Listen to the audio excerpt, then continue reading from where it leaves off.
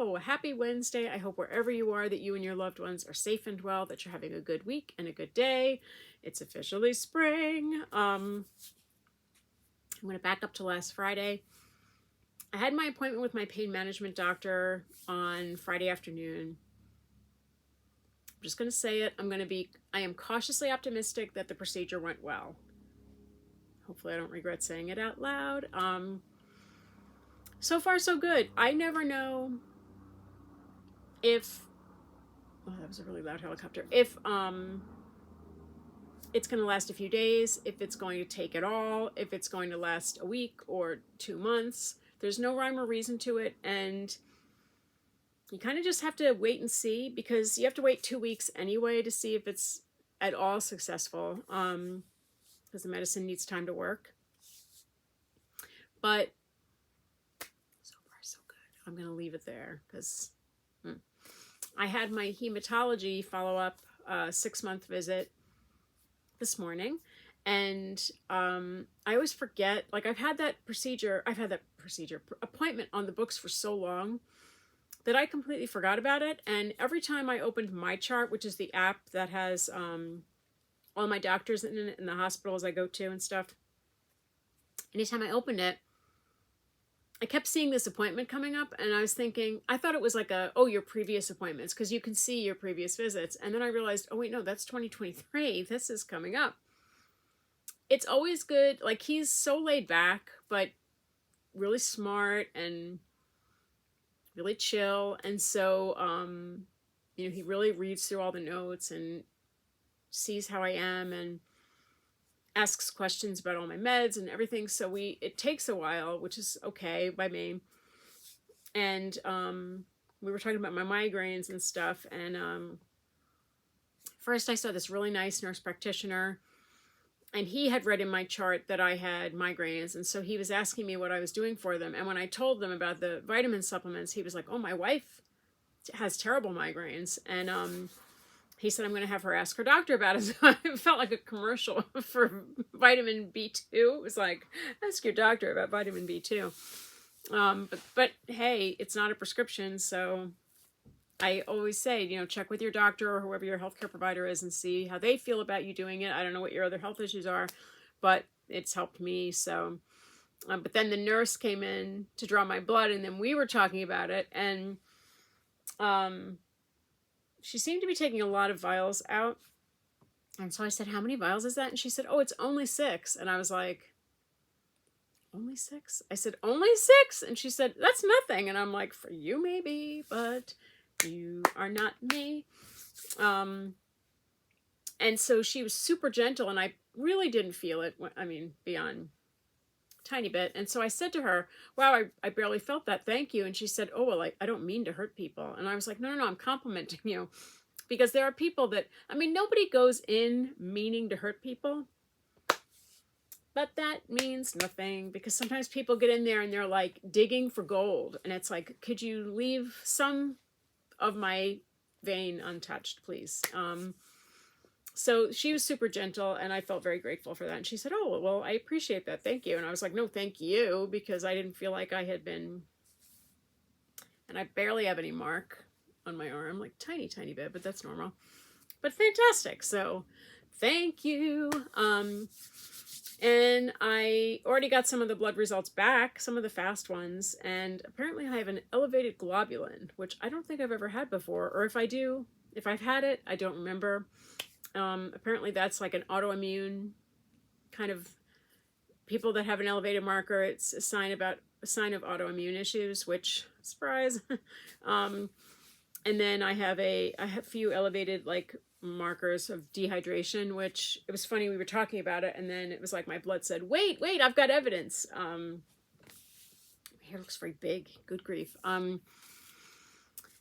But yeah, so whatever. He didn't talk to me about it yet, because he normally calls me to let me know what the results are. And I don't think all of it is back yet, but the rest of it was all fine, and so far. But yeah, so that's all right. What else? I'm going to talk about favorite things of the week, my joyful things, favorite things of the week. My favorite things, they're joyful things. Let's do joyful things. I I don't know if you guys have clementine oranges near you. They're better than halos. There, I said it. Consistency wise.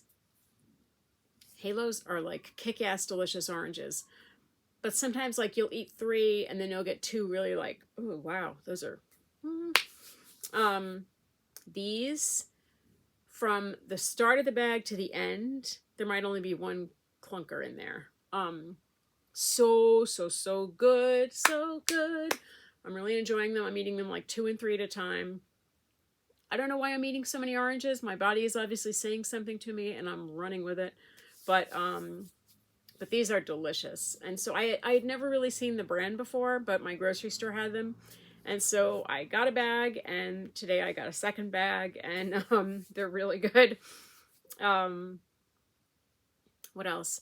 Oh, new joyful thing. I just finished listening to Nikki Sixx, who's the bass player of Motley Crue, read his autobiography, The First 21, how he became Nikki Sixx, and it's such a good book. It's such a great story, crazy story.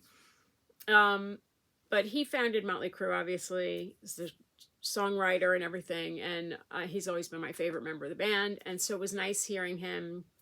He's had such a great journey of survival, and you know, it's just awesome. And when we got to see them play last summer, it was the chance of a lifetime, and I'm so grateful to my family for that, because my husband and daughter made that happen. It was so great. And I didn't think because of COVID that it would happen, and it did. And it was just, oh my gosh, it was amazing. Amazing. I will never forget that as long as I forget a lot. I will never forget that as long as I live. It was just next level fabulousness. So hearing his story was very special. I am listening to Dave Grohl read The Storyteller. It's so great. It's such it's so fantastic. There's another, like, I'm into the early Nirvana years at this point. But I like listening to people read their own stories. And so I have a few other audiobooks that I'm on waitlist for at the library. And when I read them, I will certainly share them with you guys. But those 2 are really, really good. Very special. What else?